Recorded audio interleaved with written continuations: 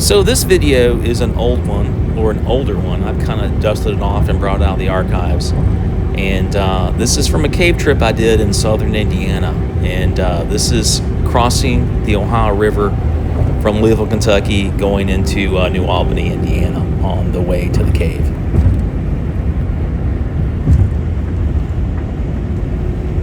The area that you're seeing here is where I grew up. It's southern Indiana, Crawford County, Indiana.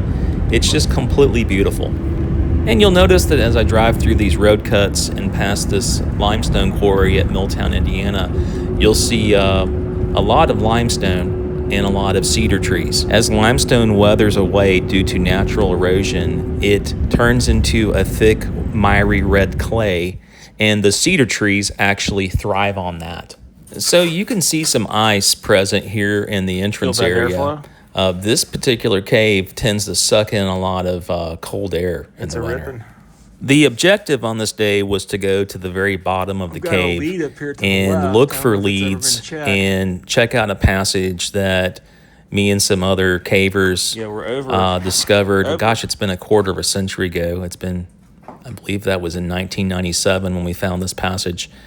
And they're still going cave back there. It's just pretty hard to get to. The passage in the entrance area is actually quite nice. It averages probably 10 feet wide and at times is as tall as 40 feet tall. But then the route that takes you to the bottom of the cave takes you down a tight meandering canyon that starts out, less than a foot wide and maybe just a couple of feet tall. And that enlarges to 8 feet tall and around a foot wide. And then you encounter a series of very tight spots and squeezes. Okay. Your little box there. Let me try it. Yeah. Let me try it facing this way. You're on the way out. Okay. Oh. There's a lip here I could just about knock off, but I don't want to get my hammer out at the moment. There's your camera. What's this little box here? That's my camera box. Oh, that's the case. So this photo shows me looking up to Dave after I've gone down through that tight spot. And let me tell you, this photograph does not really illustrate at all how small this is. But So if you look here, you'll see eventually I'm looking up at Dave, and Dave is going to come down to where I am, and there's this rock in the way, and it is right in the middle of everything, and it makes things so difficult, but removing it would undermine the wall on the right side, so it's just not an option. I can take your pack.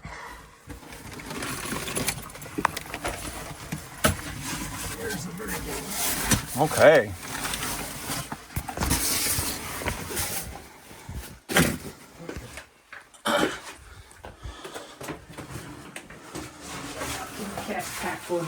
Yeah.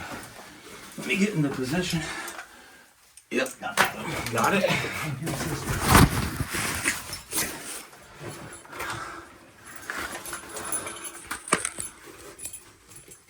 Okay.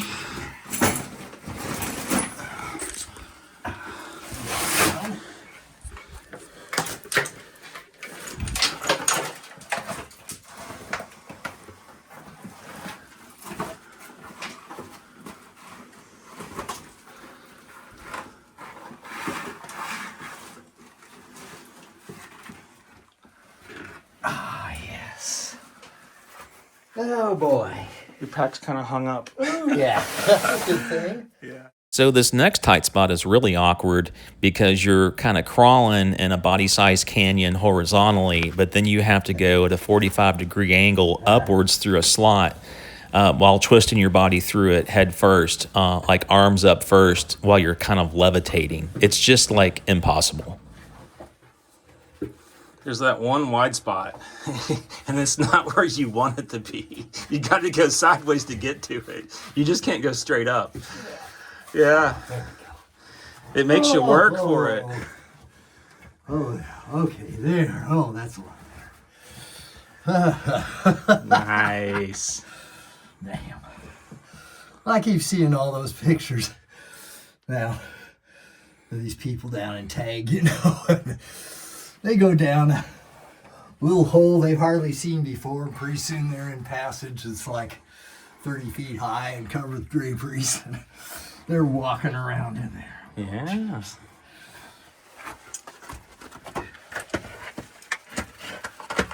Dave's at the top of the first 36-foot pit here. Woohoo! This pit's Yeah, about... like a fly on the wall here. Yeah. Dang.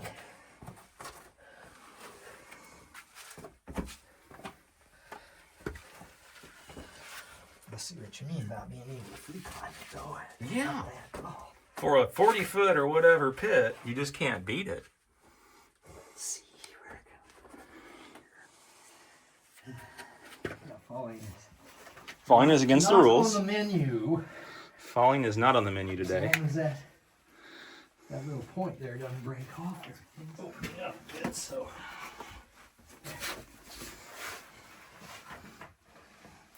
Back here.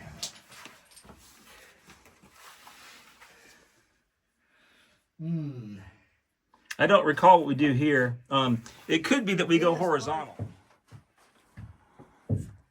We got more of the same, like over here to the left or your right. There's a moated up passage.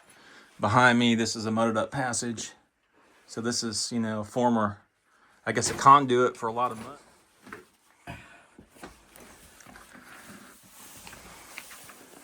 Oh shit. That one never got caught there.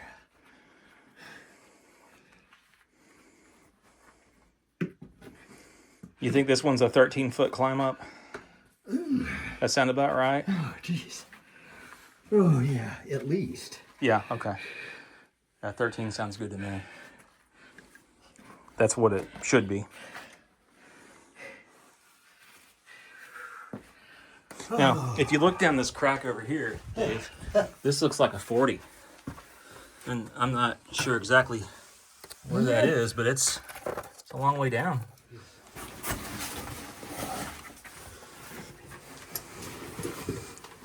Dave's straddling about a 40-foot pit here. And it's not super shady. It's not even that big a deal, but it is sporting. You don't want to slip. You don't want to slip. But there are plenty of good handholds and footholds. Yeah. And I'm staying over a crack that's probably 40 feet deep. Yep. Don't drop the phone. Got it. Extraction. I just had an extra joint in my legs. Fold myself through that stuff. All right, well done.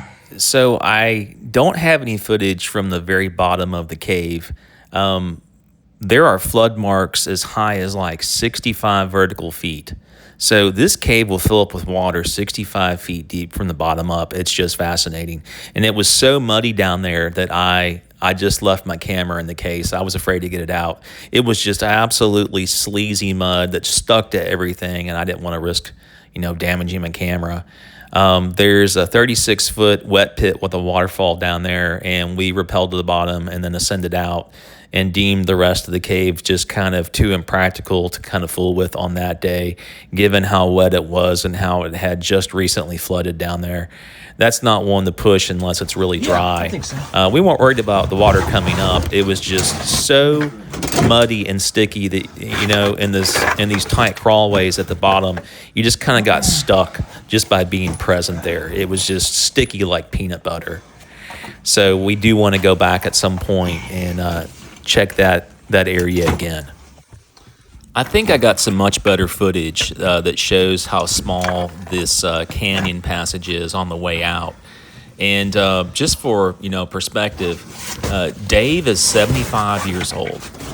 He's 5'8", weighs about 140 pounds, and him struggling with this tight spot, I don't think has anything to do with his age or lack of ability or strength or whatever. It's just terrible. It's just really awkward and tight. And, watching him go through it I had just gone through it myself, but seeing him go through it kind of gave me the willies. And look, I'm 50 for comparison, 6'1" and 200. I don't really know how I got through it, but I did. And it's one of those things that it he's really coming wore up me the out. spot that Just is getting about out of this 3 spot feet. where he is took like an so L much there. upper It's body been shaped like strength an L. because It's 3 feet it's tall. tight at the top And and he's wide, are you bent at the kind knees of right an now, awkward, Dave? awkwardly shaped like an hoping L. to be soon. But it's I'm wider looking where for a your way feet to are, go. and you You're just not can't even get a like hold of that. anything with your feet to On a push off ledge on of. the It's other side, so so I can- awkward. It's probably worse than what it looks on camera. So Oh, I wouldn't say that. it's pretty bad. It's pretty bad. I just, And again, I want to point out there's a lip about where his shoulders are that is blocking him from coming up naturally.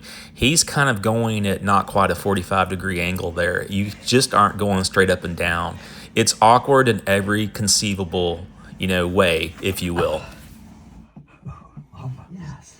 Yeah, at some point there's nothing to push on. Yeah. You're reaching with your Well, toes. I made it through, except now I think you're going to have to go up or something. For You me. can stand up, kind of. I can? Yeah, it's like 8 feet tall here. Well, okay. Am I really in your way? Here, you back up. I don't know. We got plenty of room, Dave. I don't know what you're talking about.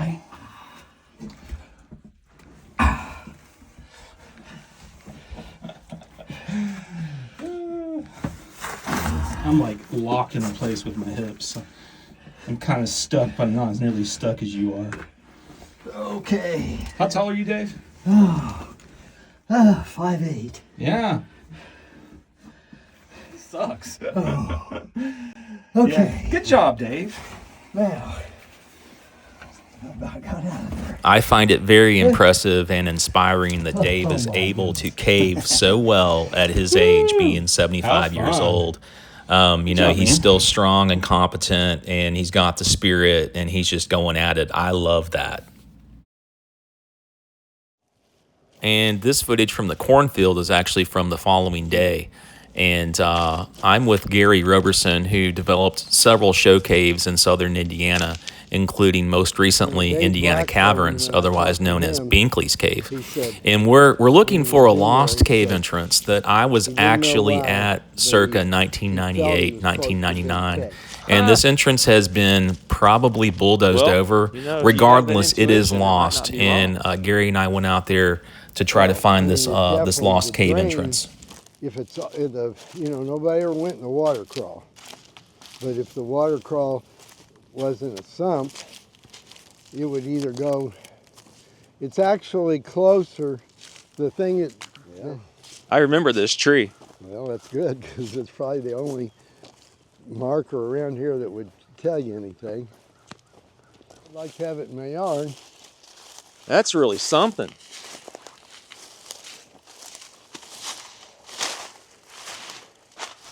So you might be wondering just exactly how do you lose a cave entrance? Well, this entrance was very small. It was probably only 2 or 3 feet wide and slot shaped. And it was a vertical entrance, like a pit actually. And you would get on rope and climb down, I guess, 10 feet or so. And then it was a 70-foot rappel past that into a room.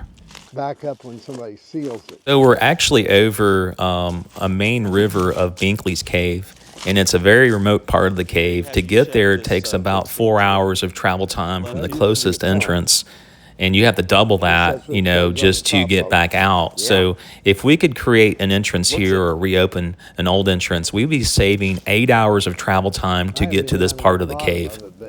Binkley's Cave is currently surveyed to 47 miles long, which is the 7th longest known mapped cave in the United States. Than it is to the McLean. Yeah. I've forgotten. I think the Wild Wild West stream is, if the continuation of the road back that way where we stopped and parked. Yeah. Somewhere out in there, over this hump,